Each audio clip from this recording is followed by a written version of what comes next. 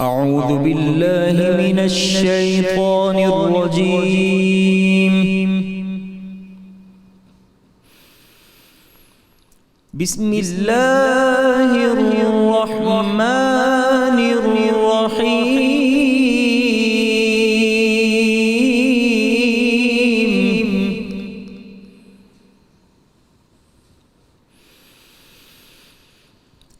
تبارك الذي جعل في السماء بروجا وجعل فيها سراجا وقمرا منيرا.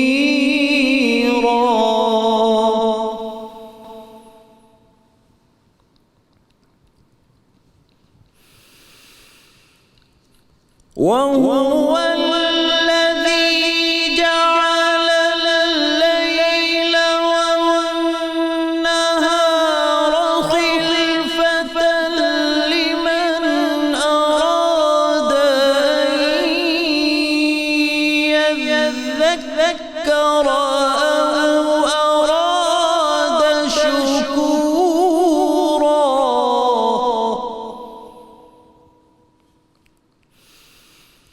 وعباد الرحمن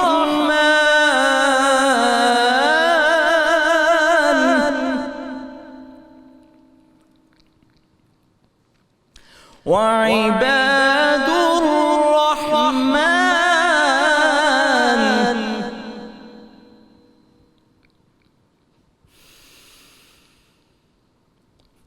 وعباد الرحمن الذين يمشون على الأرض هونا وإذا خاطبهم الجاهلون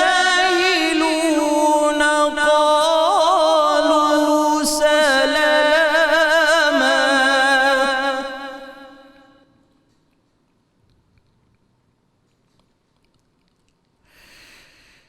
والذين يبيتون لربهم سجدا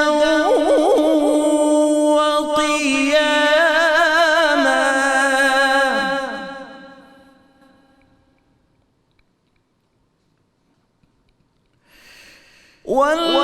والذين يقولون ربنا اصرف عنا عذاب جهنم إن عذابها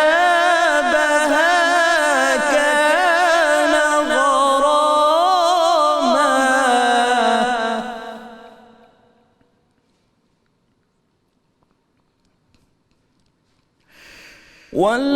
والذين يقولون ربنا اصرف عنا عذاب جهنم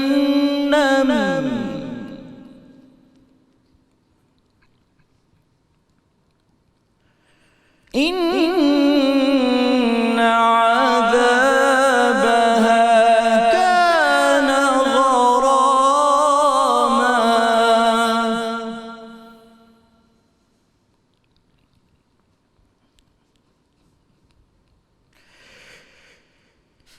إن عذابها كان غراما إنها ساءت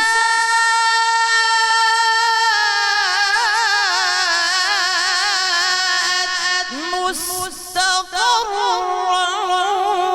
ومقاما.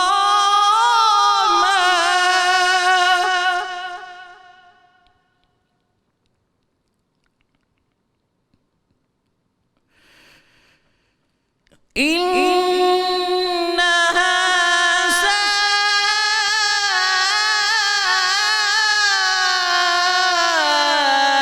ساءت مستقرا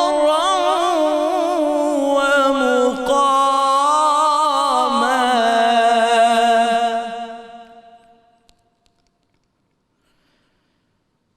صدق الله العلي العظيم.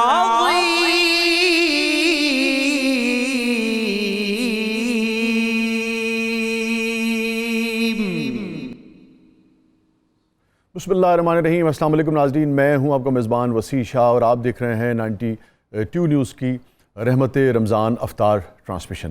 یو کے، یو ایس اے، خلیجی ممالک میں، پاکستان میں، جہاں جہاں ہماری آواز جا رہی ہے، تمام دیکھنے والوں کو السلام علیکم ورحمۃ اللہ وبرکاتہ. اور رمضان کا دوسرا روزہ ہے آج، دوسرا روزہ مبارک ہو. رحمت کا عشرہ ہے. قاری صاحب نے بہت ہی عمدہ کلام سے آغاز کیا، بہت ہی عمدہ آیات جو ہیں وہ آج انہوں نے سلیکٹ کی. قاری عطاء المنان وارسی صاحب، بہت بہت شکریہ، جزاک اللہ آپ کی تشریف آوری کا. اور ہمیشہ کی طرح ہمارے ساتھ موجود ہوں گے قاسم علی شاہ صاحب. آپ موٹیویشنل اسپیکر ہیں، استاد ہیں، روزانہ ہماری نشریات کا حصہ ہوتے ہیں. آج ہمیں عین الحق بغدادی صاحب نے جوائن کیا ہے. آپ اسلامی اسکالر ہیں اور آج ان سے جو ہم بات کریں گے وہ تراویح کی فضیلت و اہمیت پر اور روحانی اور طبی جو اس کے فوائد ہیں اس پر ہم بات کریں گے. اور فی زمانہ جب کہ پوری دنیا اور پاکستان ایک وبا کی لپیٹ میں ہے، مسجد میں جا کر اس کی کیا اہمیت ہے، سرکار دو عالم صلی اللہ علیہ وآلہ وسلم نے اس کی حوالے سے کیا تاکید فرمائی ہے، دین اسلام وبا کے دنوں میں اسے مسجد میں جا کر پڑھنے کے حوالے سے کیا رہنمائی فراہم کرتا ہے، اس پر ہم منان صاحب سے بات کریں گے. اور قاسم علی شاہ صاحب سے آج جو گفتگو ہوگی وہ ہوگی عجز و انکساری پر. اور مسلمان جانتے ہیں کہ الکبر و ردائی، یعنی کہ کبر جو ہے، عجز کی جو ضد ہے وہ تکبر ہے. تو باری تعالیٰ ارشاد فرماتے ہیں کہ کبر جو ہے وہ میری چادر ہے، اگر کسی نے اس کو چھیننے کی کوشش کی تو اتنے سخت الفاظ ہیں کہ میں اسے چیر دوں گا. صرف وہی ایک ذات ہے، وہی ایک ہستی ہے جس کو کبر جو ہے، یعنی کہ متکبر، اس کا جو اسماء ہیں اس میں سے ایک نام جو ہے وہ المتکبر ہے. یہ کسی اور کو اس کائنات میں سوٹ نہیں کرتا ہے. باقی جو کچھ سوٹ کرتا ہے وہ عجز ہے، وہ تواضع ہے، وہ انکساری ہے. اس پر ہم بات کریں گے. اور اسلامی تاریخ جو ہے، خاص طور پہ سرکار دو عالم صلی اللہ علیہ وآلہ وسلم، اہل بیت اور ان کے جو صحابہ اکرام تھے، خلیفۃ المسلمین جتنے آپ دیکھیں، ان کی جو زندگیاں ہیں وہ عجز و انکساری کے واقعات سے بھری پڑی ہیں. میں آگے بڑھوں گا مگر اس سے پہلے مجھے فیصل نجمی صاحب کی طرف مجھے بتایا گیا مجھے بڑھنا ہے، مگر صدیق اسماعیل صاحب ہمارے ساتھ کراچی سے موجود ہیں، ابھی تھوڑی دیر میں ہمیں جوائن کریں گے. فیصل نقشبندی صاحب ہمارے ساتھ موجود ہیں، آپ بڑے معروف نعت خواں ہیں. میں ان کی طرف بڑھوں گا مگر عجز و انکساری کے حوالے سے ایک چیز میں آپ کے ساتھ شیئر کرتا چلوں، پھر جب قاسم علی شاہ صاحب کی طرف آئیں گے تو ان سے بات کریں گے. حضرت علی کے غلام تھے اور آپ نے انہیں آزاد کر دیا تھا، مگر آپ کا آزاد کیا ہوا آپ کے عشق میں گرفتار جو ہے وہ کہاں کہیں جا سکتا ہے. جو دل سے غلام ہو جائے وہ کیوں کہیں جائے گا. تو کہیں جاتے نہیں تھے، آپ ہی کے پاس قیام ان کا ہوتا. تو ایک مرتبہ ایک بہت ہی شاندار کپڑا آیا اور ایک بہت ہی سادہ سا، کھردرا سا، عام سا کپڑا آیا. تو حضرت علی اس غلام کو لے کر درزی کے پاس چلے گئے اور درزی نے کہا کہ بتائیے کون سا کپڑا جو ہے وہ آپ کے لیے سینا ہے، کون سا غلام کے لیے سینا ہے. تو غلام نے کہا تو یہ کیا سوال کرتا ہے، لازم بات ہے یہ میرے آقا ہیں، ان کے لیے بہترین کپڑا سینا ہے اور جو کھردرا اور سادہ کپڑا ہے وہ میرے لیے سینا ہے. سبحان اللہ. حضرت علی کرم اللہ وجہ نے فرمایا کہ نہیں، یہ جوان ہے، اس کے لیے بہترین کپڑا سوٹ کرے گا، میری تو عمر ہو چکی ہے، مجھے یہ سادہ کپڑا جو ہے یہی دے دو. جس پر اس نے کہا کہ نہیں، یہ ممکن نہیں ہے، آپ میرے آقا ہیں، میں آپ کا غلام ہوں، میرے لیے سادہ کپڑا ہوگا، آپ کے لیے جو بہترین والا کپڑا ہے وہ درزی سیے گا.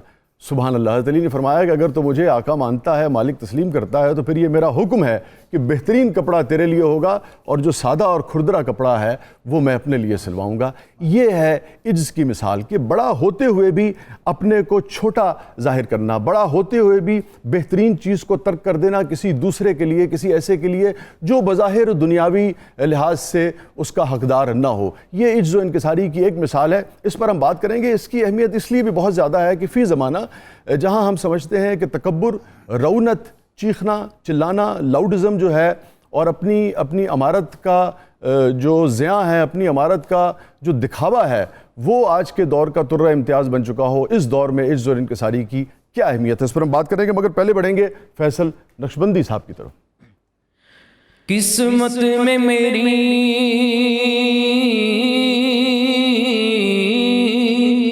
قسمت میں میری چین سے جینا لکھ دے، ڈوبے نہ کبھی میرا سفینہ لکھ دے۔ جنت تو ٹھکانہ ہے، جنت تو ٹھکانہ ہے، مگر دنیا میں اے کاتب تقدیر مدینہ لکھ دے۔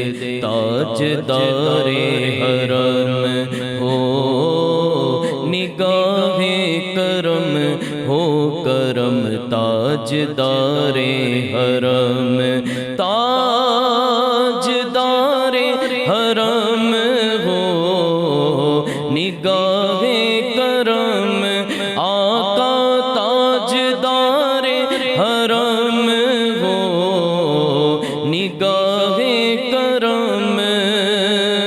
ہم غریبوں کے دین بھی سور جائیں گے،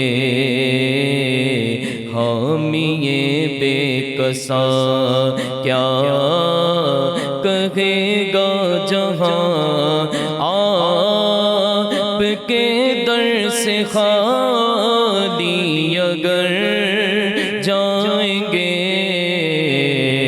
تاجدار حرم نگاہ کرم، تاجدار حرم، کوئی اپنا نہیں غم کے مارے ہیں ہم، آقا کوئی اپنا نہیں، اپنا نہیں کوئی اپنا نہیں، غم کے مارے ہیں ہم، آپ کے در پہ فریاد لائے ہیں ہم، آقا کوئی اپنا نہیں، غم کے مارے ہیں ہم، آپ کے در پہ فریاد لائے ہیں ہم، ہو نگاہ کرم ورنہ چوکھٹ پہ ہم آپ کا نام لے لے کے مر جائیں گے، تاجدار حرم میں کشوں مدینے چلے، میں کشوں مدینے چلے، ہاں میں کشوں مدینے چلے، چشم ساقی یہ کوثر سے پینے چلے، یاد رکھو اگر پڑ گئی ایک نظر، وہ نظر یاد رکھو اگر پڑ گئی ایک نظر، جتنے خالی ہے سب جام بھر جائیں گے، تاجدار حرم ہو نگاہ کرم، تاجدار حرم۔ سبحان اللہ سبحان اللہ، جزاک اللہ، کیا کہنے فیصل صاحب، کیا کہنے۔ اور ناظرین گرامی، اس عرصے میں ہمیں جوائن کیا ہے مسرت جمشید چیمہ صاحبہ نے، آپ ترجمان ہیں پنجاب حکومت کی، ویلکم ٹو دا شو۔ مسرت صاحبہ ٹھیک ہیں، آپ خیریت سے ہیں؟ الحمدللہ، روزے اچھے گزر رہے ہیں؟ جی اللہ کا شکر۔ اچھا، ویری گڈ، ماشاءاللہ۔ سب سے پہلے یہ بتائیے، جو سوال بنیادی طور پر اس وقت آپ سے بنتا ہے وہ یہ ہے کہ وبائی جو صورتحال ہے اس کے حوالے سے پنجاب حکومت نے اب جو معاملات چل رہے ہیں خاص طور پہ مساجد کے حوالے سے، مساجد میں جا کر نماز پڑھنے کے حوالے سے، تراویح کے حوالے سے، اس حوالے سے فائنل ڈیسیژنز کیا ہوئے؟ بہت شکریہ جی. اور سب سے پہلے تو الحمدللہ رمضان کا بابرکت مہینہ، اور جس طرح سے آپ کی اتنی اچھی ٹرانسمیشن بھی چل رہی ہے، اور جو ہم میڈیا سے، اس لیے ہم میڈیا کے شکر گزار ہیں کہ آپ لوگ اپنی جو ایک ریگولر ٹرانسمیشنز ہیں اس کے ساتھ ساتھ آپ لوگوں کو اویئرنیس بھی دے رہے ہیں. And as a nation, as a Muslim, it is very much needed.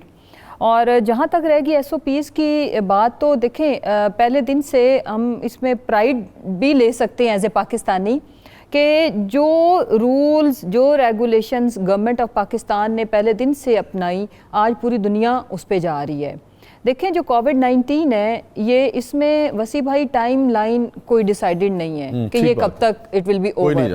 اب اس میں جب اس میں اب WHO کی اور جتنے بھی ورلڈ آرگنائزیشن ہیلتھ سے ریلیٹڈ یا جو ویکسین سے ریلیٹڈ جو ورکنگ کر رہے ہیں، انہوں نے جو ٹائم بارڈ دیا ہے وہ بھی حتمی نہیں ہے، اور اس میں 12 سے 18 مہینے کا ایگزیکٹلی. جب 18 منتھس کی بات ہے تو ناؤ دنیا ان چیزوں پہ جا رہی ہے to live with Corona, but احتیاط کے ساتھ. سوشل ڈسٹینسنگ اس کو نہیں اب کہہ سکتے، نئی ٹرمز بھی اس میں چینج ہو رہی ہے. اٹ واز سوشل ڈسٹینسنگ جب یہ کووڈ-19 آیا، it's physical distancing now. Socially یہ زیادہ ہمیں کنیکٹ ہونے کی ضرورت ہے، فزیکلی یو نیڈ لائک اس میں. بلکہ اب ایک جو WHO کا ایک ایڈ ہے بڑا زبردست ہے، اس کو ہم نے پنجاب گورنمنٹ نے بھی ٹرانسلیٹ کیا ہے کہ سوشل ڈسٹینسنگ نہیں کرنی. ایون آپ آئسولیشن میں ہو لیکن اپنی communication to the society, relatives کے ساتھ آپ کٹے مت اپنے آپ کو. اس میں بہت سائیکولوجیکل ایشوز بھی آ رہے ہیں. اچھا، WHO نے کل جو وارننگ جاری کی ہے جس میں کہا گیا ہے کہ پاکستان کے لیے اگلے لب لباب یہ ہے کہ اگلا 1.5 مہینہ جو ہے وہ بہت یعنی کہ خطرناک ہے طریقے سے یہ کہا گیا، اس حوالے سے کیا آپ جی بالکل جی. اس میں جو لکیلی میں اس کو کہوں گی کہ پہلے جو ٹائم پیریڈ جو ساری دنیا کی نظر پاکستان میں جب یہ آیا، ہم تھکلی پاپولیٹڈ کنٹری ہیں جہاں پہ آپ کو پتہ ہے کہ ایک فیملی سسٹم بہت اسٹرانگ ان اے وے کہ بہت زیادہ لوگ اکٹھے رہتے ہیں، رہائشی بھی جو ہماری رہائشی اور آبادیاں بڑی گنجان آبادیاں ہیں. تو جو گمان تھا یا جو پوری دنیا میں اس کے جو پھیلنے کی ریشو تھی، تو اس میں پاکستان میں جس ٹائم پہ لگ رہا تھا کہ بہت تیزی سے لوکل سپریڈ ہوگا، اس میں تو لکیلی ہم کسی حد تک کامیاب ہوئے. لیکن آنے والا جو ٹائم ہے الحمدللہ، جو یہ 2 سے 4 ویک ہیں، یہ بہت کریٹیکل ہیں. اس میں اگر ہم ہوا یہ کہ اس میں کچھ لوگوں کو یہ لگا کہ اچھا یہ اس طرح سے تو نہیں پھیلا، تو لوگوں نے بد احتیاطی شروع کر دی. حالانکہ پارشل لاک ڈاؤن بھی لگا ہوا ہے، کمپلیٹ لاک ڈاؤن کی آپشن میں ہم لوگ چلے گئے ہوئے ہیں ان علاقوں میں جہاں پہ پیشنٹس رپورٹ ہو رہے ہیں.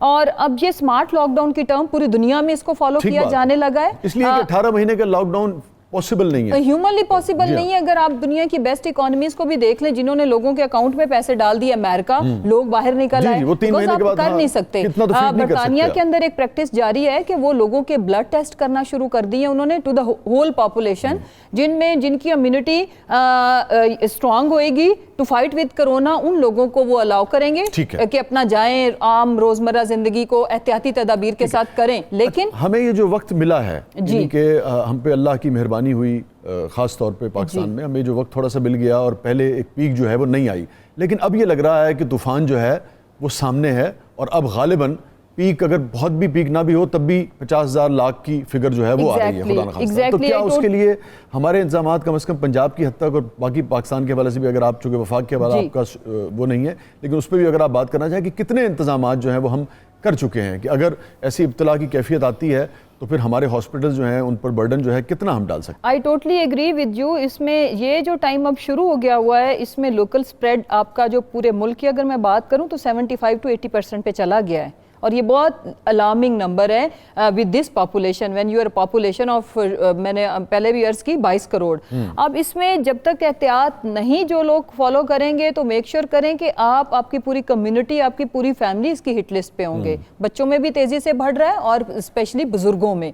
اور اس میں جو ہماری تیاری، اگر ہم پنجاب کی بات کریں یا فیڈرل کی بات کریں، دیکھیں پنجاب حکومت نے ہمیشہ لائن ٹو کی ہے فیڈرل گورنمنٹ کی. اس کی وجہ ہے لاجیکل ریزننگ پہ ہم کیونکہ believe کرتے وہی ہیں. چلا رہے ہیں تو پھر لازم بات ہے لائن پہ ٹوک نہیں رہے ہیں. اس کی وجہ یہ وسیع بھائی میں آپ کو ایک بات بتاؤں, ابھی تک کہ دیکھیں میں تو ہمیشہ بات کرتی ہوں ریزن, لاجک اینڈ جو اسٹیٹکس کیا کہتے ہیں. تو ابھی تک 11 کروڑ کا صوبہ, اور ہماری جو اگر میں اپنی پرفارمنس کی بات کروں, ہم پر ڈے ٹیسٹ کیپیسٹی کو 5000 کے لگ بھگ لے گئے ہیں, ہم 10,000 پہ اس کو لے کے جا رہے ہیں. کیپیسٹی ہمارے پاس اس وقت پنجاب میں کیا ہے؟ میں جی بتاتی ہوں, ہم کوئی 1 لاکھ کی کیپیسٹی رکھتے ہیں. اچھا اس وقت یس پنجاب میں؟ جی الحمدللہ. یہ جو ادھر ایکسپو وغیرہ میں بھی جو جی بالکل, ہم نے جو کچھ فیسلٹیز ڈیولپ کی ہیں, جیسے آپ کو پتہ ہے کہ within days, within 1 week, 10 days کے عرصے میں ہم نے جو ایکسپو والا جو ہاسپٹل ہم نے 1000 بیڈ پہ مشتمل ہے, لیکن اس کو ہم ایکسٹینڈ کر سکتے ہیں کوئی 1300-1400 تک, اور اس میں پھر ہم نے 1000 کی کیپیسٹی لواحقین کی بھی رکھی ہے, لیکن ایس او پیز کو فالو کرتے ہوئے تاکہ ان میں بھی انفیکشن نہ ہو. ٹھیک ہے مسرت, ہم آپ سے گفتگو ہماری جاری رہے گی. ہمیں ہمارے بہت ہی معروف نعت خواں ہیں, پورا پاکستان, پورا عالم اسلام جو ہے وہ ان کو جانتا ہے. دنیا کی جو 500 بااثر مسلم شخصیات ہیں ان میں بھی ان کا نام ہے. ان کو سننا, ان کو دیکھنا ایک آپ سمجھیے کہ ایک طرح سے ایک ایسی کیفیت طاری ہوتی ہے جو ایک سعادت کی یعنی کہ وہ ہوتی ہے. اور اتنی نورانی شخصیت ہیں, اتنی ہی نورانی ان کی آواز ہے, اور اتنا ہی نورانی یہ کلام جو ہے وہ سلیکٹ کرتے ہیں. کسی تعارف کے محتاج نہیں. الحاج صدیق اسماعیل صاحب جو ہیں, صدیق محمد اسماعیل صاحب ستارہ امتیاز ہیں, پرائڈ آف پرفارمنس ہیں, انہوں نے ہمیں جوائن کیا کراچی سے. السلام علیکم صدیق بھائی, وسیع بات کر رہا ہوں. وعلیکم السلام وسیع بھائی, کیسے مزاج ہیں؟ الحمدللہ الحمدللہ, موسٹ ویلکم, خوش آمدید.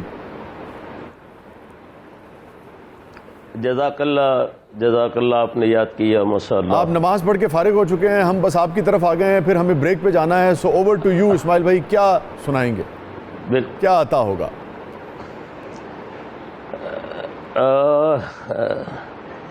وسیع بھائی ویسے تو رمضانوں کا مہینہ ہمارے لیے ہے ہی بابرکت مہینہ, بے شک, اور لیکن اس سال جو ہم رمضان گزار رہے ہیں اللہ کی رحمت ہے, برکت ہے, لیکن بڑے کرب کے حالات میں یہ رمضان ہم گزار رہے ہیں.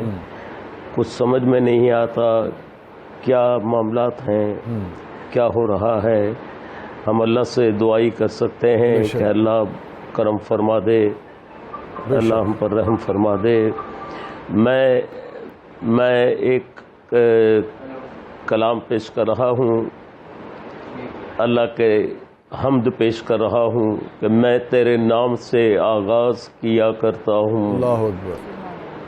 میں تیرے نام سے آغاز کیا کرتا ہوں. میں تیرے نام سے آغاز کیا کرتا ہوں. سبحان اللہ. ایک کلام ہے بیت اللہ شریف کی حاضری کے حوالے سے. اللہ اکبر. جب بیت اللہ پر نظر پڑتی ہے تو ہمارے جذبات, ہمارے کیفیات کیا ہوتی ہیں. سبحان اللہ. لیکن اس وقت تو اللہ کی نورانی مخلوق کلام پیش کر رہا ہوں میں. بھائی عطاؤ. کعبے کی رونق, کعبے کا منظر, کعبے کی رونق, کعبے کا منظر. اللہ اکبر, اللہ اکبر. دیکھوں تو دیکھے جاؤں برابر.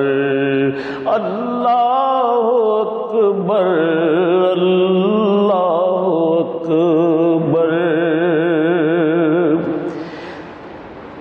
تیرے کرم کی کیا بات مولا, تیرے حرم کی کیا بات مولا.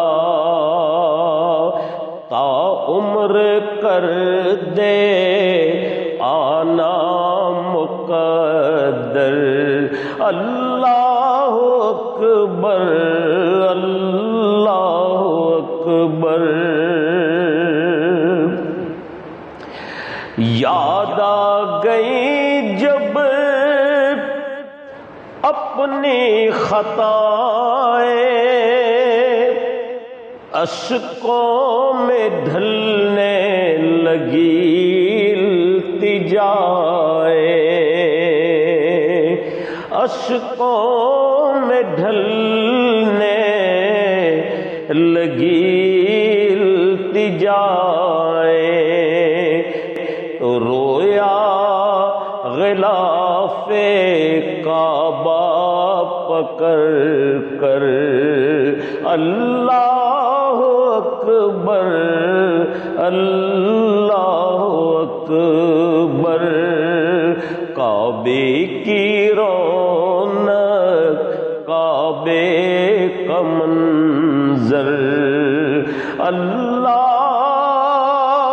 اکبر اللہ اکبر۔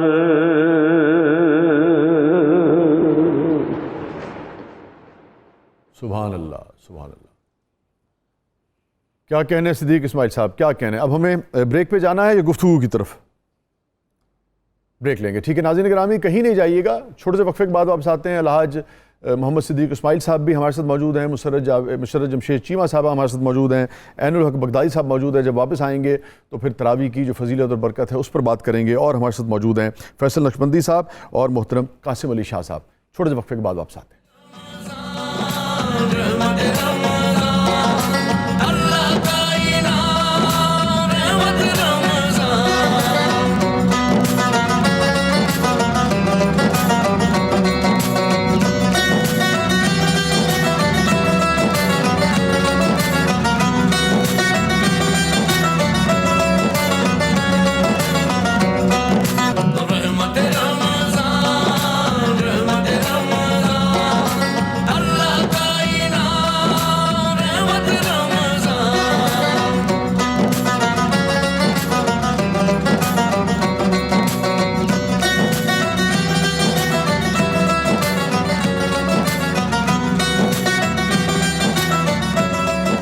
ویلکم بیک ناظرین، پروگرام میں ایک مرتبہ پھر خوش آمدید۔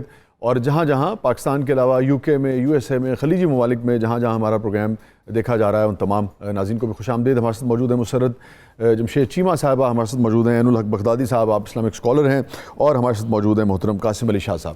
بغدادی صاحب، تراویح کی ایک تو اس حوالے سے بتائیے کہ سرکار دو عالم صلی اللہ علیہ وآلہ وسلم نے اس حوالے سے کیا تاکید فرمائی، پھر خود آپ نے کتنی مرتبہ اس کا اہتمام جو ہے وہ مسجد میں جا کر کیا، پھر میں اگلے سوال کی طرف پڑھوں۔ بسم اللہ الرحمن الرحیم، بہت شکریہ۔ آج یہ بڑا ضروری مسئلہ بھی ہے، رمضان المبارک کا مہینہ، یہ برکت کا مہینہ ہے، رحمت کا مہینہ ہے، اور اللہ رب العزت کا یہ جو انعام ہے، اگر اس کو ہم صحیح معنوں میں سمجھیں گے تو تبھی سے استفادہ بھی کر سکیں گے۔ بے شک، تو کہیں ایسا نہ ہو کہ ان جانے میں ہم اس بہت بڑے اجر و ثواب کو کھو بیٹھیں۔ بے شک۔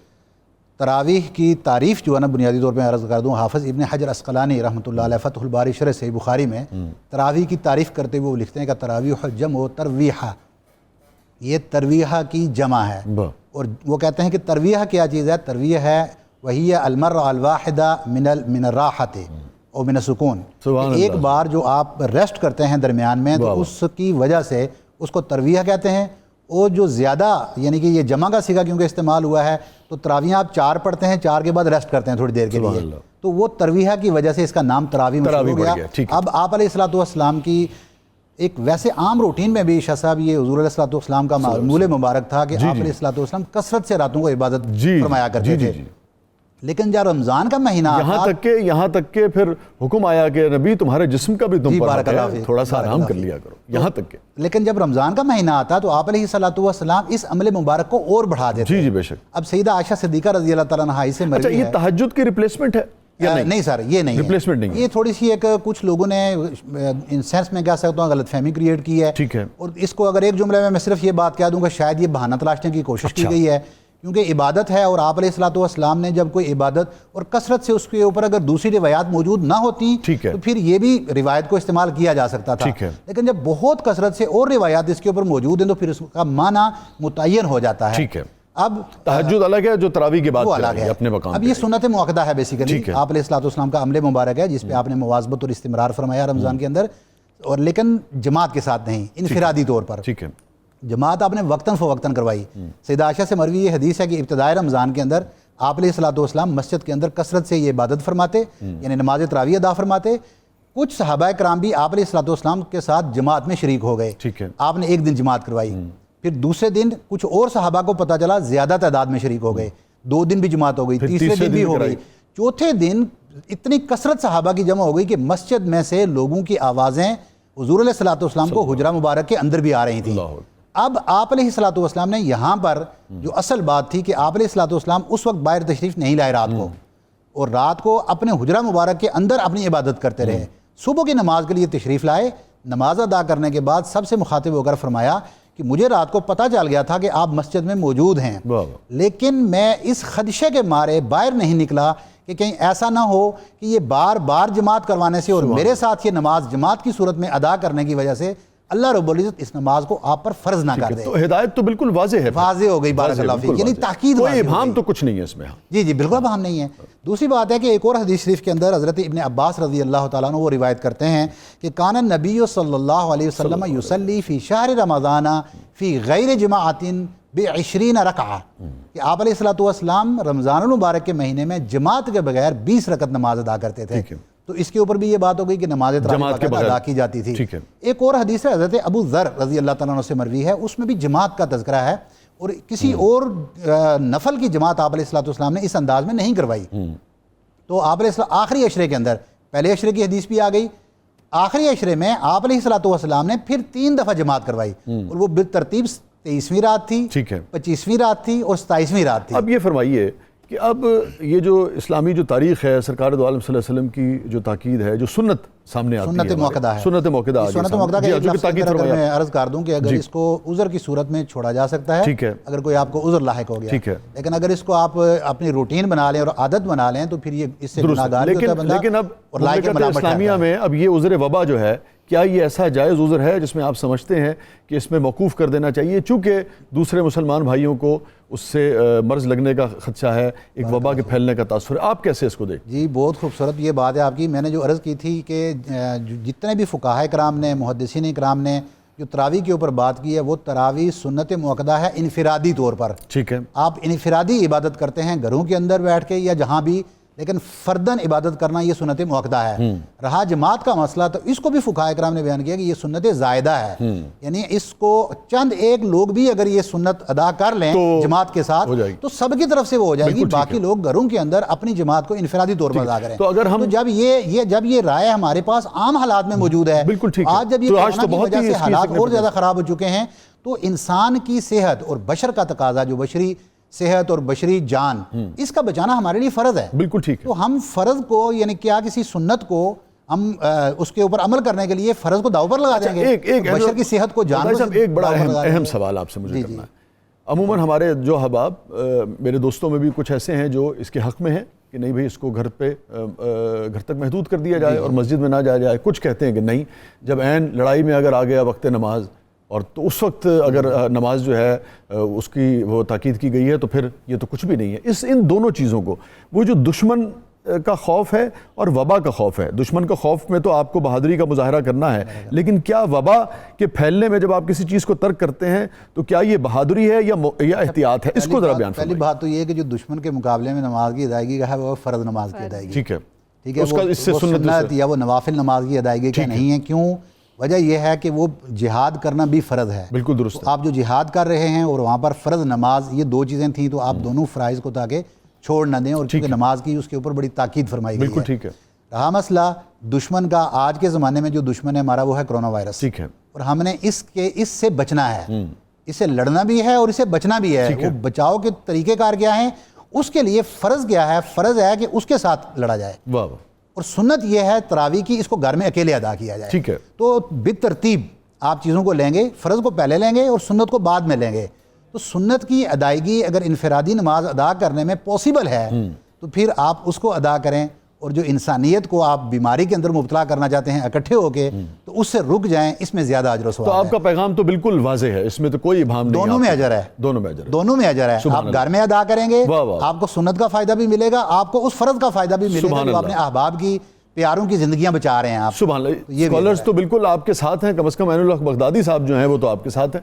جی بالکل جی، بلکہ میں شکر گزار ہوں تمام علماء کرام کتنی وضاحت سے انہوں نے دیکھی ہے جی ہم تمام کے اس لیے شکر گزار ہیں کہ وہ اسلام بیسکلی اسلام کا کانسیپٹ ہے فلاح کا اور آسانیوں کا. میں نے ایسا کوئی مذہب نہیں دیکھا جس میں اتنی آسانیاں ہوں اور جو انسانیت پہ based on who, not only for Muslims. تو میرا یہ ماننا ہے کہ ہمیں تو تمام علماء کرام نے بہت سپورٹ کیا.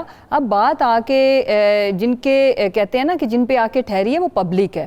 اب پبلک کے لارجر انٹرسٹ کے لیے ہم آپ کو احادیث، ہم آپ کو ہر طرح کا ریفرنس دے رہے ہیں. تو اس کے لیے ابھی بھائی نے بڑی خوبصورت بات کی کہ اگر آپ مساجد میں جا کے باجماعت تراویح کی نماز قائم کریں گے تو آپ کو سنت کا خالی ثواب مل رہا ہے. گھر پہ رہ کے کریں گے تو آپ نے چونکہ فرض بھی ایک پورا کیا تو آپ کو ڈبل ثواب ہے.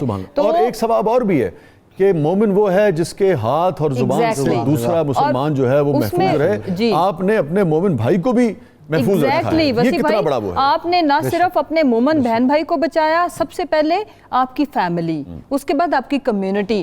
پھر ہم جو گورنمنٹ ہمیشہ ان سے جو التجا کر رہی ہے اپنی عوام سے کہ جو بندہ بھی احتیاطی تدابیر، لڑنے سے مراد آپ نے تلوار نکال کے نہیں لڑنا. اگر آپ پریکاشنری میئرز کو فالو کر کے اپنے آپ کو، اپنی فیملی کو ہاسپٹل پہ جانے سے بچائیں گے تو آپ نے اپنی قوم پہ ایک احسان کیا. اب basically what we want from the public, اگر ہم 1 لاکھ بیڈ کی جیسے میں نے کیپیسٹی بتائی بہت ہے، لیکن ہم یہ چاہ رہے ہیں کہ جب 11 کروڑ کی پبلک کی بات ہوتی ہے تو ہم اس میں اس کے سپیڈ بریکر لگائیں. اس کو ہم لوکلی سپریڈ ہونے میں سپیڈ بریکر پریکاشنری میئرز کو فالو کر کے لگا سکتے ہیں تاکہ آہستہ آہستہ یہ پھیلے اور یعنی کہ اتنے نمبر آف پیشنٹس ہاسپٹلز میں جائیں جن کو آسانی سے ہمارے ڈاکٹر بہن بھائی جو ہے نا وہ کیٹر کر سکیں. اور گورنمنٹ پہ اچانک سے اور اس سے ایک انارکی اور ایک لا اینڈ آرڈر کی سچویشن اور بہت ساری چیزیں. جی اچھا بغائی صاحب، میں کل حضرت ابو عبیدہ بہت ہی جلیل القدر صحابی تھے آپ، میں ان کی لائف ہسٹری پڑھ رہا تھا تو اس میں آپ دیکھیے کہ جب نماز کو جب یعنی کہ جنگ کے دوران جب اس کا اہتمام کیا جاتا تھا تو بھی احتیاط کے ساتھ کیا جاتا تھا. کچھ صحابی جو تھے وہ کور دیتے تھے. جی کور دیتے تھے، دشمن کے سامنے کھڑے رہتے تھے. تو ایسا نہیں ہوتا تھا کہ آپ یعنی کہ کسی بھی موقع پہ اپنی جان کو ہلاکت میں ڈالنا جو ہے بلا وجہ وہ نہیں ہے. آخری وقت تک اس کا دفاع کرنا ہے. ہاں اس کے بعد اگر کوئی غالب آ جاتا ہے، کوئی شہادت نصیب ہو جاتی ہے تو وہ تو لازم بات ہے کہ وہ تو بہت ہی اعلیٰ بہت ہے ہر پہلو میں. ایون آپ نے جیسے ان کنڈیشن آف وار بھی اللہ تعالیٰ نے اور ہمارے نبی صلی اللہ علیہ وسلم نے مصلحت پسندی اور یعنی کہ ایک سب سے بڑی جو عام اہم بات ہے کہ ان کو پہلے باندھو پھر اللہ پہ توکل کرو. ساری جتنی آپ غزوات آپ دیکھیے وہ بہترین حکمت عملی کی مثالیں ہیں. کسی میں بھی ایسا نہیں ہے کہ بغیر حکمت عملی کے جو ہے وہ اتر گئے. اور ایک مرتبہ جب آقا کی نافرمانی کی گئی تو کتنا نقصان آپ دیکھتے ہیں کہ ہوا. تو حکمت عملی کو جہاں پہ ڈسٹرب کیا گیا وہاں پہ نقصان اٹھانا پڑا اور کتنے خفا ہوئے. بارک اللہ. بنیادی طور پہ شاہ صاحب ہماری تھوڑا سا سمجھنے میں اگر پرابلم نہ ہو تو ہمیں یہ سوچنا چاہیے کہ یہ جو احتیاطی تدابیر ہیں یہ بھی آپ علیہ الصلوۃ والسلام کا حکم ہے. جی قرآن عظیم کا یہ واضح فرمان ہے کہ وما آتاکم الرسول فخذوہ وما نہاکم عنہ فانتہوا، کہ جو تمہیں رسول دیتا ہے صلی اللہ علیہ وسلم اس کو لے لو، جس سے روکتا ہے اسے رک جاؤ. بالکل آپ علیہ الصلوۃ والسلام کے مختلف احکام ہیں.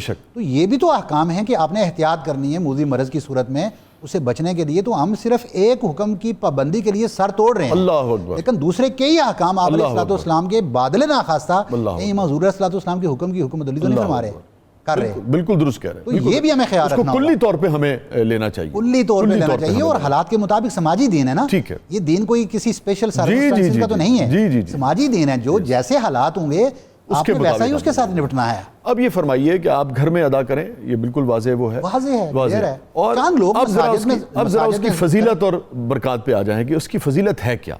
دیکھیں آپ علیہ الصلوۃ والسلام حدیث مبارکہ کے اندر جس طرح یہ روایات موجود ہیں کہ اذا دخل شہر رمضان، یہ حضور علیہ الصلوۃ والسلام کے بارے میں آتے ہیں، شد مئزرہ، کہ آپ علیہ الصلوۃ والسلام جو ہی رمضان مبارک کا مہینہ داخل ہوتا آپ اپنی کمر کس لیتے. یعنی جس طرح کوئی سفر کے لیے ہوتا ہے، جہاد کے لیے تیاری کرتا ہے، کوئی اور کام، وہ تو شعبان سے ہی تیاری شروع ہو جاتی ہے. بارک اللہ فیک. اور صرف چاند دیکھ کے تو آپ فرماتے ہیں کہ خیر و برکت کا چاند شروع ہو گیا، تو رمضان تو پھر کیا خیر و برکت کا کیا کہنا. آپ علیہ الصلوۃ والسلام کمر کس کے تیار ہو جاتے اس کی عبادات کے لیے، راتوں کے قیام کے لیے آپ تیار ہو جاتے. اور فرماتے ہیں کہ لم یاتی فراشہ، اس کے بعد لوٹ کے پھر اپنے فراش بستر کے اوپر واپس نہ آتے حتی ینسلخ، یہاں تک کہ رمضان المبارک الوداع ہو جاتا. یہ آپ علیہ الصلوۃ والسلام کا عمل مبارک ہوتا تھا. پھر آپ علیہ الصلوۃ والسلام نے بڑے واضح الفاظ کے اندر اس کے لیے رمضان کے لیے فرما دیا. آپ نے فرمایا کہ شہر کتب اللہ علیکم صیامہ، کہ یہ وہ مہینہ ہے جس کے روزے اللہ رب العزت نے آپ کے اوپر لکھ دیے. وَسَنَنْتُ لَكُمْ قَيَامَهُ، اور میں نے اس کا قیام آپ کے لیے سنت کر دیا ہے.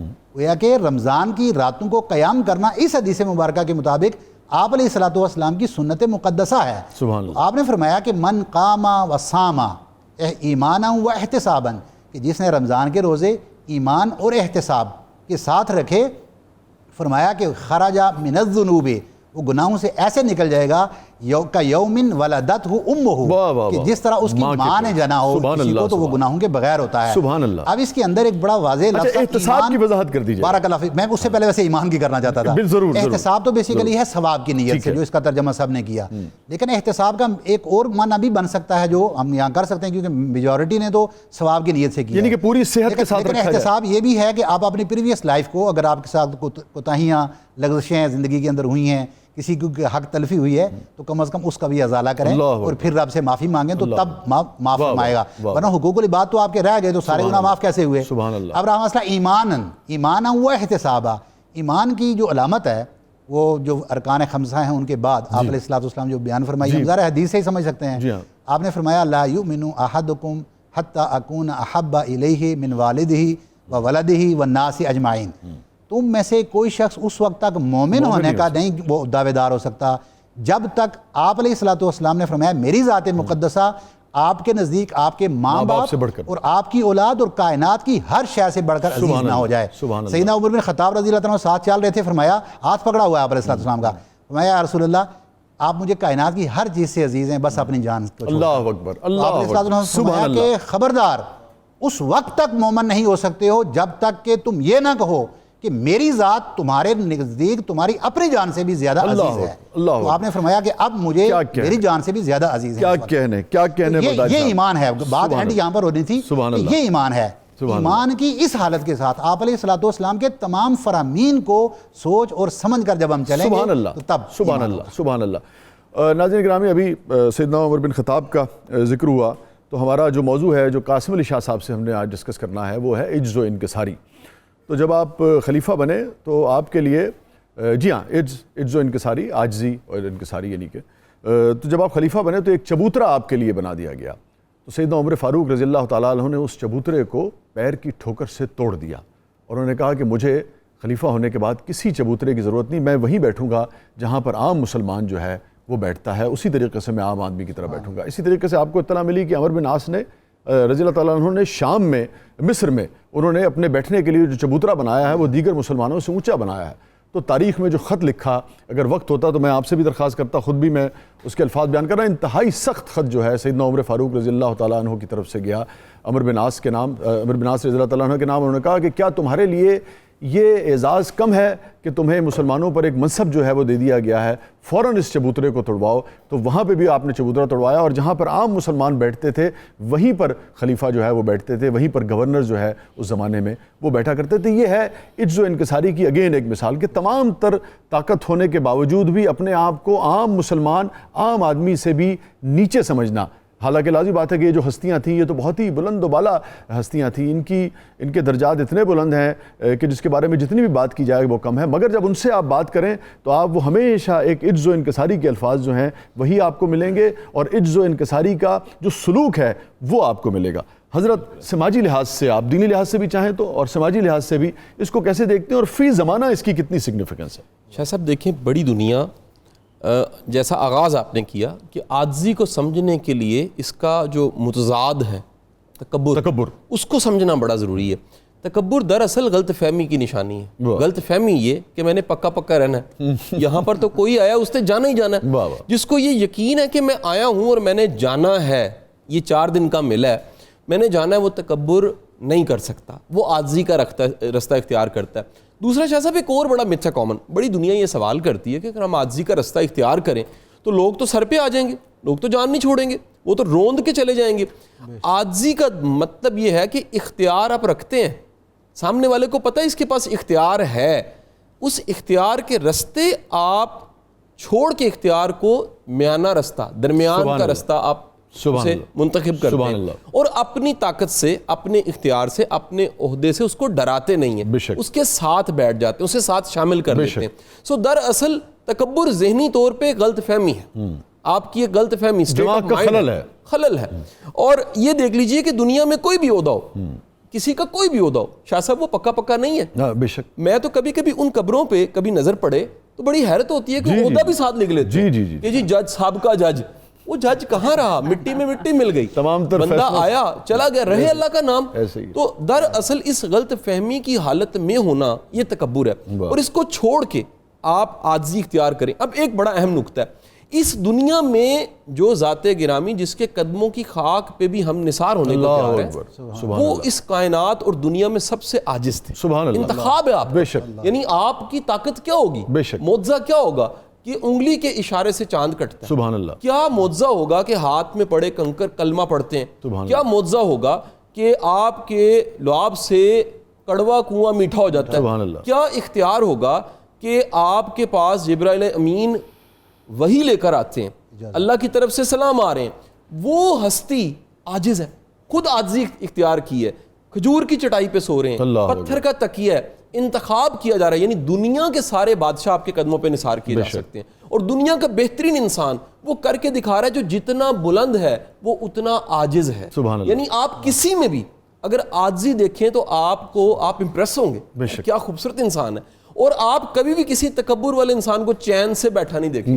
میں تو یہ بھی کہتا ہوں کہ مصیبتیں کہیں دور دور پڑی ہوں، متکبر کہتا ہے ایسے کر کے آ جاؤ، تو متکبر کے پاس تو دور پڑی مصیبت بھی گلے پڑتی ہے، آ جاتی ہے۔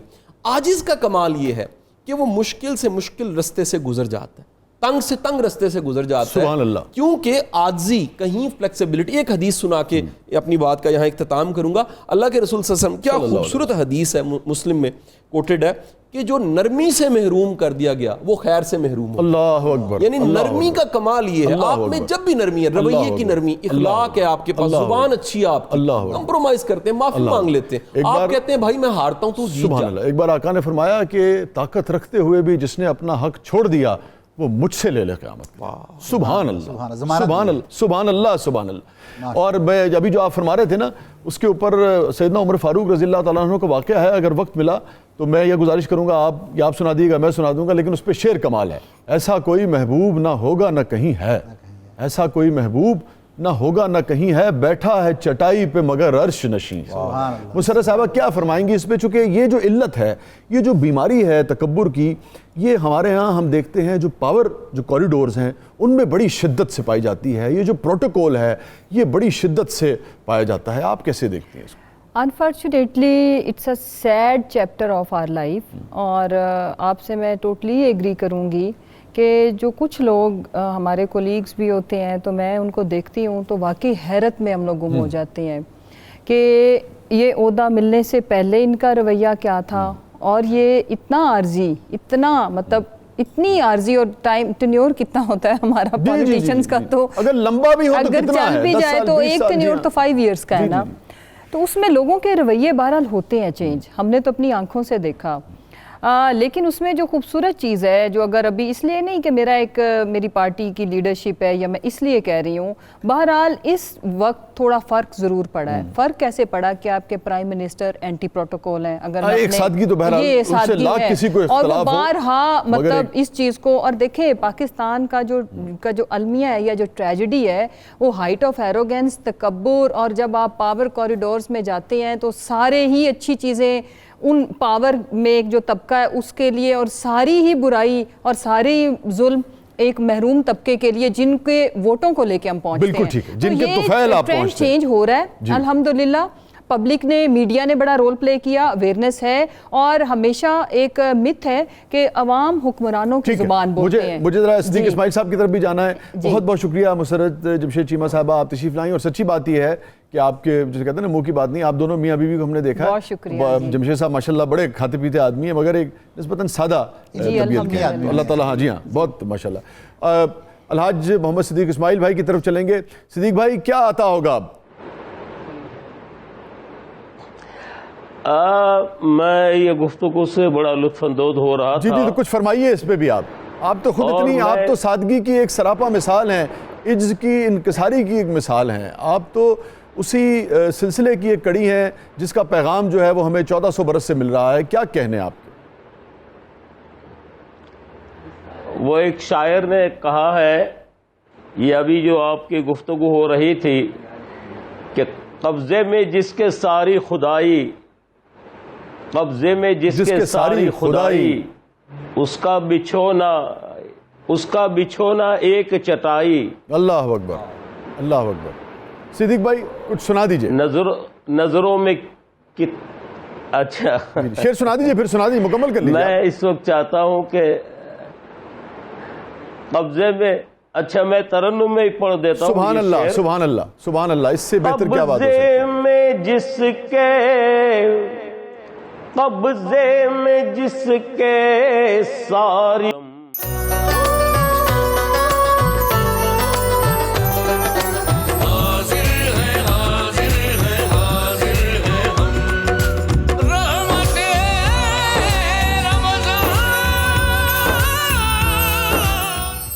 گر تم نہ سنو گے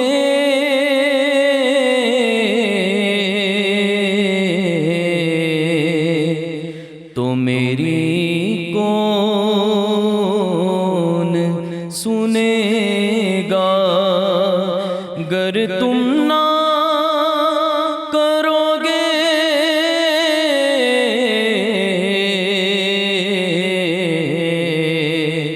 تو کرم کون کرے گا. تیری چوکھٹ پہ منگتا تیرا آ گیا، تیری چوکھٹ پہ منگتا تیرا آ گیا. میری بگڑی بنا دو شہید و سرا، اپنے دامن کی خیرات کر دو عطا. میری بگڑی بنا دو شہید و سرا. رنج و آلام دنیا کہ کب تک سہوں، کسے تیرے سوا حال دل میں کہوں، کسے تیرے سوا حال دل میں کہوں، کسے تیرے سوا حال دل میں کہوں. محرم راز دل ہے فقط تو شاہ، میری بگڑی بنا دو شہید و سرا. میری بگڑی بنا دو شہید و سرا. آقا تجھ کو نواسوں کا ہے واسطہ، اپنے در پہ بلا لیجئے اب شاہ، اپنے در پہ بلا لیجئے اب شاہ، اپنے در پہ بلا لیجئے اب شاہ. کر دو کرم، کر دو کرم، صدقائے سیدہ. میری بگڑی بنا دو شہید و سرا. تیری چوکھٹ پہ منگتا تیرا آ گیا، میری بگڑی بنا دو شہید و سرا. اپنے دامن کی خیرات کر دو عطا، میری بگڑی بنا دو شہید و سرا۔ جزاک اللہ، کیا کہنے فیض صاحب، کیا کہنے۔ ہمارا موضوع ہے عجز اور انکساری۔ ابھی جو ذکر کیا سیدنا عمر فاروق رضی اللہ تعالیٰ عنہ کا، تو ایک مرتبہ آپ تشریف لے گئے تو آپ نے دیکھا کہ سرکار دو عالم صلی اللہ علیہ وآلہ وسلم کھجور کی چٹائی پر، اور اس وقت اسلام کو کافی طاقت جو ہے حضرت وہ حاصل ہو چکی تھی، تو کھجور کی چٹائی پر دیکھا، اور آپ جانتے ہیں کہ جب وہ خشک ہو جاتی ہے تو بہت یعنی کہ سخت ہوتی ہے، تو آپ کے جسم اتھر پر اس کی وجہ سے نشانات پڑ گئے تھے۔ تو سیدنا عمر فاروق جیسی ہستی جو کہ بہت ہی مضبوط اعصاب کے مالک تھی، آپ کی آنکھوں میں آنسو آ گئے۔ آپ نے کہا یا رسول اللہ، کیسر و کسرا جو ہیں وہ تو اطلس و کمخاب کے اور ریشم کے لباس پہنے اور کنگن پہنے سونے کے، اور دو جہاں کا والی جو ہے وہ کھجور کی چٹائی پر تشریف فرما ہے۔ تو آپ نے جو فرمایا اس کا لب لباب یہ تھا، اس کی گفتگو کا مفہوم یہ تھا کہ عمر تم نہیں چاہتے کہ یہ عارضی دنیا انہیں ملے اور ابدی دنیا جو ہے وہ ہمیں نصیب ہو۔ پھر جو اوورآل وہ تھا، جس طریقے سے بچوں کے درمیان جاتے تھے تو پہلے سلام کرتے تھے، شاید ہی کوئی آدمی ہو جس نے کبھی آپ کو سلام میں پہل کر پایا ہو۔ تو عاجزی کی ایک بہترین مثال جو ہے وہ ہمیں ملتی ہے۔ میں چاہوں گا شاہ صاحب اس پہ سماجی حوالے سے آپ ضرور ڈالیں، لیکن ایک سوال جو مجھے ان سے سوال بھی ہے، کسی حد تک گلہ بھی ہے، مجھے کہہ لینے دیں کہ یعنی کہ سب سے زیادہ ہمارے آقا سرکار دو عالم صلی اللہ علیہ وآلہ وسلم کی عجز اور انکساری کے حوالے سے سب سے زیادہ جو جانتا ہے وہ ہمارا دینی طبقہ ہے۔ سب سے زیادہ جاننے کے باوجود بھی بہت ایک وسیع حلقہ جو ہے ہم دیکھتے ہیں کہ ان میں اس عجز کی پرچھائی تک چھو کر نہیں گزری ہے جو آقا میں تھی۔ اس کی کیا وجہ ہے؟ بہت ہی آپ نے تو مجھے ایسی جگہ پہ لا کھڑا کیا دورائے پہ کہ اگر میں صحیح جواب دے دوں گا تو میں یہاں سے باہر نکلنا مشکل ہو جائے گا۔ تو بنیادی طور پہ ایسے ہے کہ اللہ رب العزت میں پتہ کیوں کہہ رہا ہوں، مجھے اچھا ہم نے جتنی جب میں نے سیرت کی 7-8 کتب پڑھی، سرکار کا ہر وصف جو ہے اور اوصاف حمیدہ ہے سب کے سب، لیکن عجز و انکساری تو آپ اس پائے کی ہے کہ جس کے اوپر آپ یعنی کہ جسے کہنا کہ قلم جو ہے اگر سارے درخت جو ہیں وہ قلم بن جائے اور سمندر جو ہے وہ سیاہی بن جائے، آپ لکھتے رہیں وہ ختم نہیں ہو گئے وہ واقعات۔ اور مجھے حیرت ہوتی ہے کہ سرکار کو جاننے کے باوجود بھی آدمی کیسے بڑی بڑی گاڑیوں کا، پروٹوکول کا، لباس فاخرہ کا، 40-40 50-50 لاکھ کی گھڑیوں کا کیسے اسیر ہو سکتا ہے؟ اچھا، بنیادی طور پہ شاہ صاحب نا اللہ رب العزت کی توفیق ہے، اور ہر کسی کے اوپر ایک تو ہم حکم بھی نہیں لگا سکتے۔ اس کی وجہ یہ ہے کہ اس وقت یہاں پر ہم 3 لوگ بیٹھے ہوئے ہیں تو ہم میں سے کون آدمی عاجزی کتنی اللہ رب العزت کی حضور رکھتا ہے وہ اللہ رب العزت بہتر جانتا ہے، لیکن اس کے ساتھ ساتھ اس کے حلقہ احباب میں جو سرکل میں لوگ رہتے ہیں وہ جانتے ہیں۔ تو زیادہ حکم بھی اس کے اوپر وہی لگا سکتے ہیں کہ یہ جو پراڈو میں گھومنے والا ہے، 50,000 کی گھڑی پہننے والا ہے، 50 لاکھ 50 لاکھ دیکھو 50 کروڑ بھی، سوری 80-50,000 تو اتنے نہیں جانتے، یہ فرق ہے۔ بس ہم غریب لوگ ہیں سر، تو ہم 50,000 تک پہنچ صاحب یہ فرق ہے۔ اچھا، میں یہاں پہ ایک کیونکہ عبادت کی بات ہو رہی تھی اور ادھر عاجزی کی بات ہو رہی ہے، تو میں اس کے ریلیٹ ایک بات کر دوں گا۔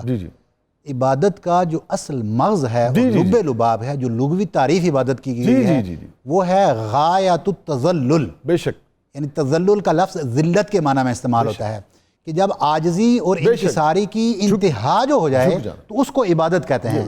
یہ عبادت کی تعریف ہے۔ منظر اما عائشہ نے بیان کیا، میں صرف یہ سن لیجیے، اما عائشہ نے منظر بیان کیا۔ آپ نے کہا ایک رات میں اٹھی تو سرکار نہیں تھے حجرے میں صلی اللہ علیہ وسلم، تو میں گئی تو میں نے دیکھا تو پھر وہ مجھے مسجد میں ملے، تو مسجد میں ایسے یہ اما عائشہ کے الفاظ ہیں، کہنے کہ جیسے پرانے کپڑے کی گٹھڑی پڑی ہوتی ہے اس طریقے سے خشوع اور خضوع کے ساتھ آپ وہاں پر عبادت فرما رہے ہیں۔ یہ عالم تھا۔ مجھے اچھا اجازت دے دیجئے، زوہا سہیل بی بی نے ہمیں جوائن کیا ہے، ماہر غذائیات ہیں، ویلکم زوہا۔ اور ہم آپ کی طرف بڑھیں گے مگر ذرا شاہ صاحب سے عجز و انکساری پر ہم تھوڑی سی بات کر لیں، پھر مجھے ان کی طرف بھی آنا۔ اس سوال کا جواب دیا نہیں ہے بغدادی صاحب نے، دیکھیے ڈنڈی ماری انہوں نے۔ حضور سر دیکھیں نا سر، سماجی طور پہ یہ عاجزی ہے سر، آپ کو ایک رویہ بڑا کامن ملے گا سر۔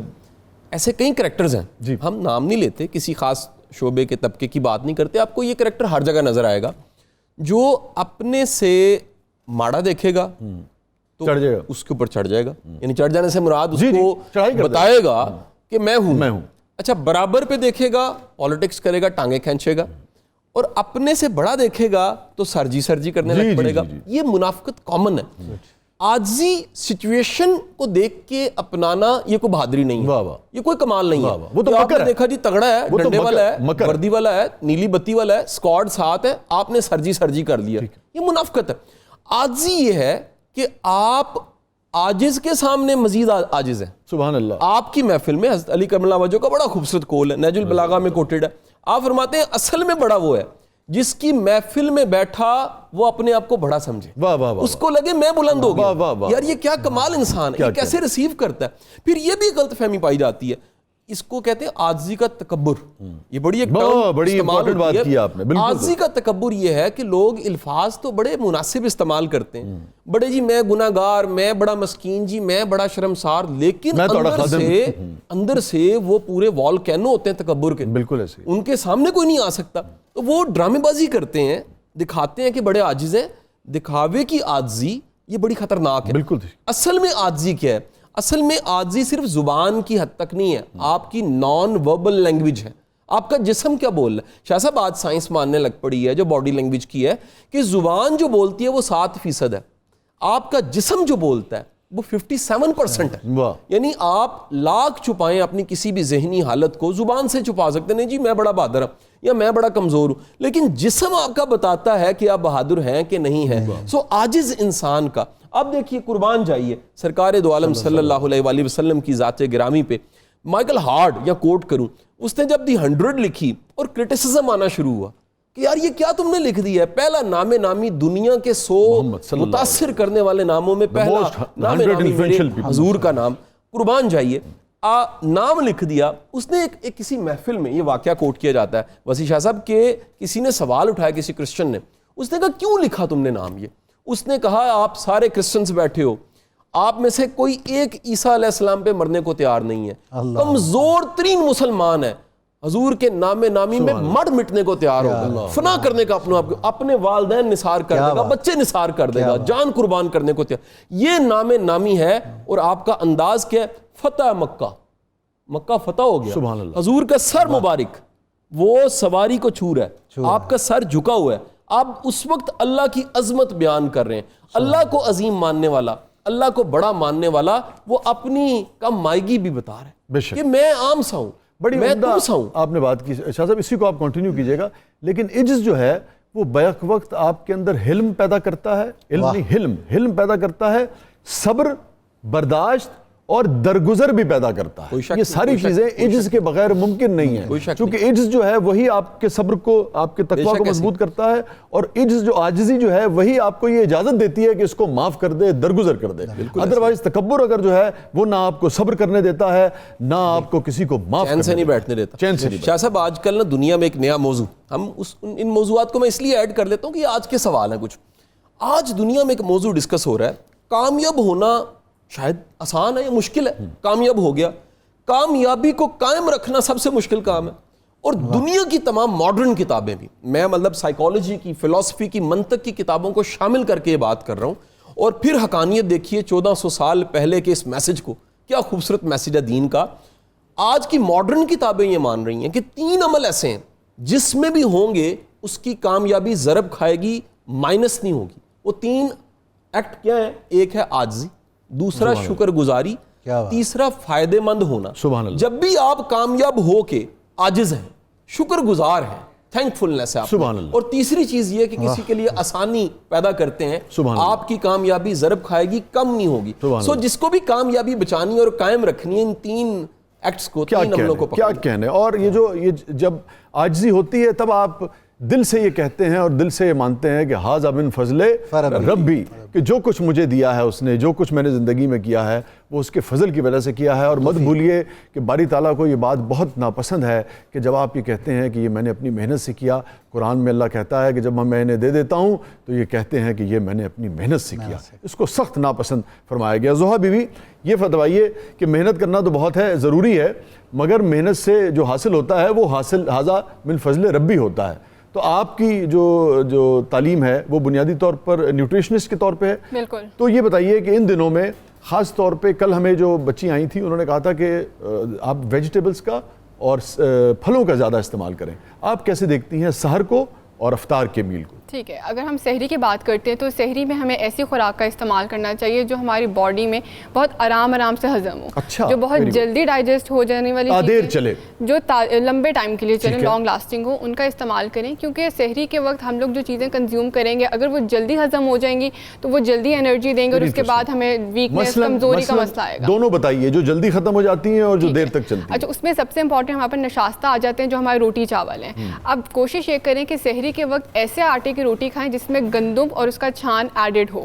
بہت سے لوگ کیا کرتے ہیں کہ وہ چھان کے بغیر والی روٹی کنزیوم کرتے ہیں جس میں سے کچھ نکلا نہ ہو، جسے کہتے ہیں چوکر والی روٹی. بالکل، جس میں چوکر ہو وہ روٹی کنزیوم کریں، وہ روٹی کھائیں.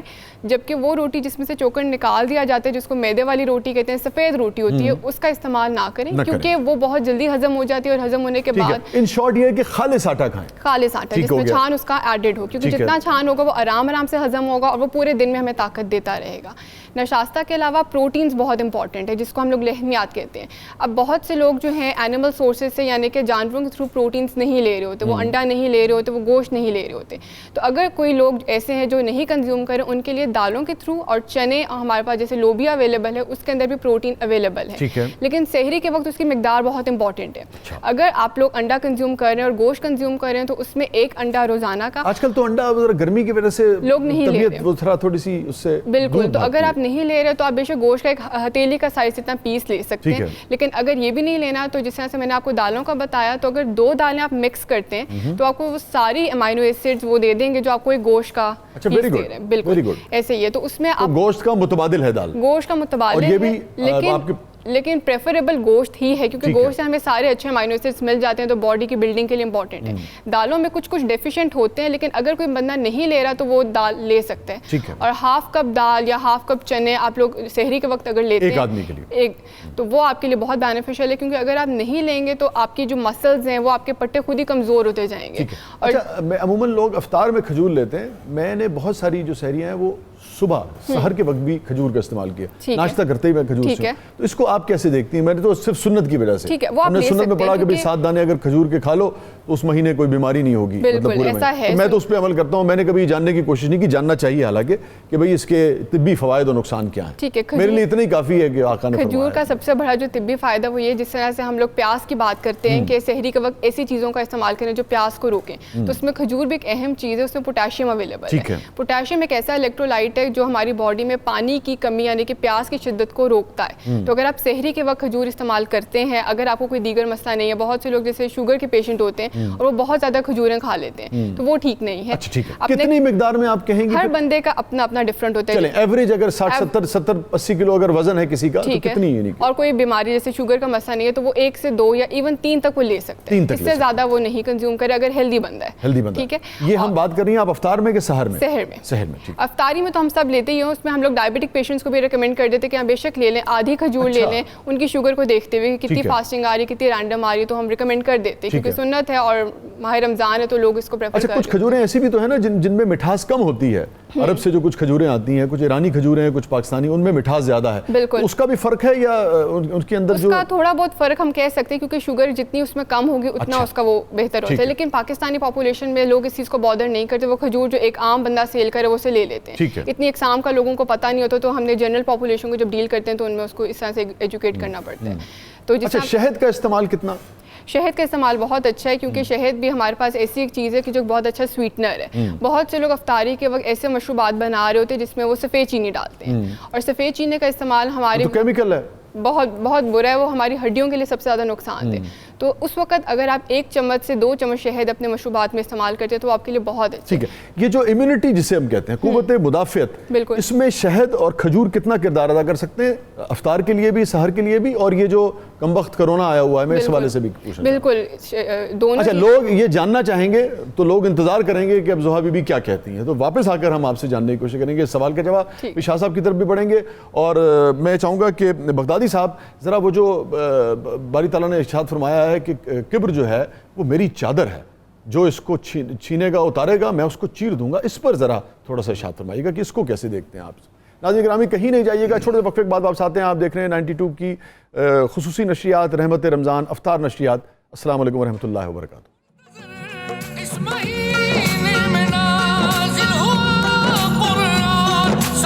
مہینوں میں افضل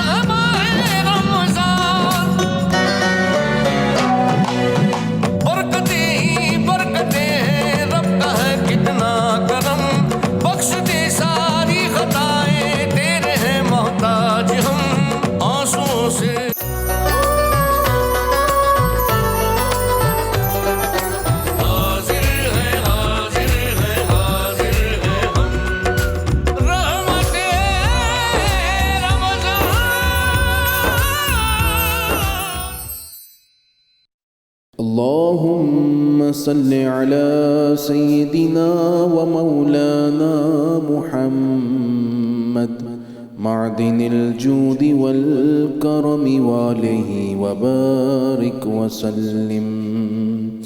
یا شاہ جیلاں یا شاہ جیلاں یا شاہ جیلاں یا شاہ جیلاں. سقاني الحب كاسات الوصال فقلت لخمرتي نحوي تعالي. سعت ومشت لنحوي في كؤوس فهمت بسكرتي بين الموالي. فقلت لصائر الأقطاب لموا بحالي وادخلوا أنتم رجالي وهموا واشربوا أنتم جنودي فساق القوم بالوافي ملالي. شربتم فضلتي من بعد سكري ولا نلتم علوي واتصالي. مقامكم العلا جمعا ولكن مقامي فوقكم ما زال عالي. يا شاه جيلان يا شاه جيلان يا شاه جيلان يا شاه جيلان. أنا في حضرة التقريب وحدي يصرفني وحسبي ذو الجلال. أنا البازي واشهب كل شيخ ومن ذا في الرجال يعطي مثالي. كساني خلعة بطراز عزم وتوجني بتيجان الكمال. وأطلعني على سر قديم وقلدني وأعطاني سؤالي. وولاني على الأقطاب جمعا فحكمي نافذ في كل حال. فلو ألقيت سري في بحار لسار الكل غورا في الزوال. ولو ألقيت سري في جبال لدقت واختفت بين الرمال. ولو ألقيت سري فوق نار لخمدت والطفت من سر حالي. ولو ألقيت سري فوق ميت لقام بقدرة المولى تعالي. يا شاه جيلان يا شاه جيلان يا شاه جيلان يا شاه جيلان. وما منها شهور أو ظهور تمر وتنقضي إلا أتاني. وتخبرني بما يأتي ويجري وتعلمني فاقصر عن جدالي. مريديهم وطب واشتح وغني وافعل ما تشاء فالاسم علي. مريدي لا تخف الله ربي عطاني رفعة نلت المنال. طبولي في السماء والأرض دقت وشوص السعادة قد بدالي. بلاد الله ملكي تحت حكمي ووقتي قبل قلبي قد صفالي. نظرت إلى بلاد الله جمعا كخردلة على حكم اتصالي. مريدي لا تخف واشل فإني عزوم قاتل عند القتال. يا شاه جيلان يا شاه جيلان يا شاه جيلان يا شاه جيلان. درست العلم حتى صرت قطبا ونلت سعد من مولى الموالي. فمن في أولياء الله مثلي ومن في العلم والتصريف حالي. رجال في هواجرهم صيام وفي ظلم الليالي كاللآلي. وكل ولي له قدم إني على قدم النبي بدر الكمال. نبي هاشمي مكي رجاز وجد به نلت الموالي. أنا الجيلي محي ديني اسمي وأعلامي على رأس الجبال. أنا الحسني والمخضع مقامي وأقدامي على عنق الرجال. وعبد القادر المشهور اسمي وجدي صاحب العين الكمال. تقبل لي ولا تردد سؤالي. أغثني سيدي انظر بحالي.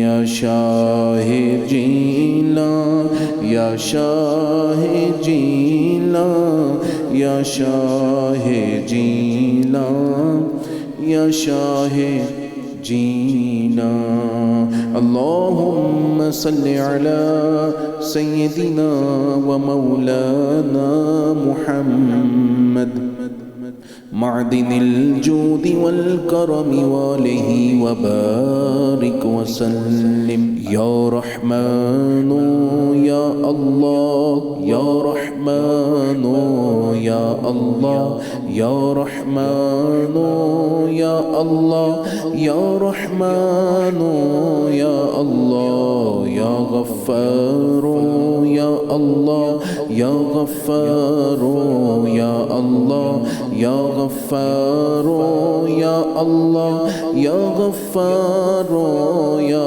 اللہ یا رزاق یا اللہ یا رزاق یا اللہ یا رزاق یا اللہ یا رزاق یا اللہ یا رزاق یا اللہ یا سلام یا اللہ یا سلام یا اللہ یا سلام یا اللہ یا سلام یا اللہ یا حی یا قیوم یا حی یا قیوم یا حی یا قیوم یا حی یا قیوم یا اللہ یا اللہ یا اللہ یا اللہ یا اللہ یا اللہ یا اللہ یا اللہ یا اللہ یا اللہ یا مسبب الاسباب یا مسبب الاسباب یا مسبب الاسباب یا مسبب الاسباب دل کو نور کر دے سختی دور کر دے اپنا قرب دے کر دوری دور کر دے آمین یا رب العالمین. سبحان اللہ سبحان اللہ جزاک اللہ جزاک اللہ. جو بیٹا جانے سے پہلے بات ہو رہی تھی آپ اختتام کر لیجیے کہ وقت بہت ہمارے پاس کم ہے. جیسے آپ نے پوچھا تھا کہ شہد اور کھجور ہم لوگ اس ٹائم پہ لیں یا نہ لیں, اس میں یہ ہے کہ دونوں بہت اچھے فوڈز ہیں, امیونٹی بوسٹرز ہیں, ہماری قوت مدافعت کو بڑھاتے ہیں, تو ان دونوں کو اس ٹائم پر ضرور استعمال کریں کیونکہ جو چیز جتنی قدرتی ہوگی وہ اتنی بھرپور ہوگی ہر غذائی اجزاء میں, تو اس کا جتنا اچھا استعمال کریں کہ وہ قوت مدافعت کو بڑھائے گی اور اس مسئلے سے ہمیں بچائے گی. ٹھیک ہے, تو ہمیں کورونا سے بھی بچائے گی. سحر میں تھوڑا کھجور کم لیں, افطار میں آپ جی بھر کے لے سکتے ہیں. حضرت 30 سیکنڈ ہے ہمارے پاس. 30 سیکنڈ ہیں تو پھر یہ صرف عرض کروں گا کہ آپ نے ایک سوال پوچھا تھا, علم ہمیں تکبر سکھاتا ہے, اگر اس کے ساتھ تربیت آ جائے تو وہ ہمیں عاجزی سکھاتی ہے. شیطان کے پاس علم بہت زیادہ تھا, اللہ سے ڈیبیٹ کیا, متکبر ٹھہرا, بارگاہ سے ٹھکرا دیا گیا. اگر کائنات میں جس بندے کے پاس بھی علم ہے, اگر اس کے ساتھ تربیت نہیں ہے تو وہ یقیناً عاجزی کا نام اس کے قریب سے بھٹکے گا نہیں. اور سب سے سمپل یہ ہے کہ صوفیاء اکرام حضور علیہ السلام کے اس علم کے وارث ہیں. آپ کی محفل میں اگر کوئی بندہ بیٹھتا تھا تو اس کے بارے میں ایک جملہ فرمایا جاتا ہے کہ اندہ معاذیر, کہ ان کے پاس حجتیں ہوتی ہیں, بیٹھے ہوئے ہر بندے کو وہ عزت دیتے ہیں. ان کے پاس اتنی عاجزی ہوتی ہے کہ ان کے کسی بھی گناہ کا عذر بھی ان کے پاس ہوتا ہے کہ یہ گناہ گار کیوں بیٹھا ہے, وہ اس کا کوئی عذر اپنے آپ کو پیش کر کے اس کو قبول کر لیتے ہیں. تو یہی چیز اگر ہم اپنی زندگی کے اندر اپنا لیں گے تو عاجزی آئے گی. کیا کہنے, سبحان اللہ سبحان اللہ. ایک حدیث سر میں پیش کرنا چاہوں گا, خوبصورت حدیث ہے کہ مسلمان پہ نہ ظلم کرتا ہے, نہ ذلیل کرتا ہے اور نہ اسے حقیر سمجھتا ہے. بے شک یہ 3 ایسے عمل ہیں جو ثابت کرتے ہیں کہ مسلمان ہے. سبحان اللہ سبحان اللہ. بہت بہت شکریہ قاسم علی شاہ صاحب, بہت بہت شکریہ بغدادی صاحب, بہت بہت شکریہ زوہا, بہت شکریہ فیصل, آپ کی تشریف آوری کا تمام احباب کا بہت بہت شکریہ. اور عجز جو ہے ناظرین, اس مختصر وقت میں اس پر پوری طریقے سے گفتگو ممکن نہیں تھی. مختصر یہ ہے کہ عجز جو ہے وہ علم ہے, وہ حلم سکھاتا ہے, وہ صبر سکھاتا ہے, وہ انصاف سکھاتا ہے, وہ درگزر سکھاتا ہے, وہ مساوات سکھاتا ہے. کسی اور وقت اس پر بات کریں گے کہ عجز اگر آ جاتا ہے تو کتنے اوصاف جو ہیں وہ خود بخود انسان میں آ جاتے ہیں. پروگرام کے اختتام میں 2 اشعار پر پروگرام کا اختتام کرتے ہیں. ایک آیت ہے قرآن کی سورہ نمل کی, اس سے اس کی انسپریشن ہے. بے قراری میں صدا دے میں تیری سن لوں گا, ما یجیب المضطر اذا دعاؤ ویکشف السوء. تو بے قراری میں صدا دے میں تیری سن لوں گا, رو کے بس ہاتھ اٹھا دے میں تیری سن لوں گا. یہ ندامت تیری پیاری ہے عبادت سے مجھے, یہ ندامت تیری پیاری ہے، عبادت سے مجھے تو فقط سر کو جھکا دے، میں تیری سن لوں گا۔ ناظرین گرامی اجازت دیجیے کل تک کے لیے، اللہ حافظ۔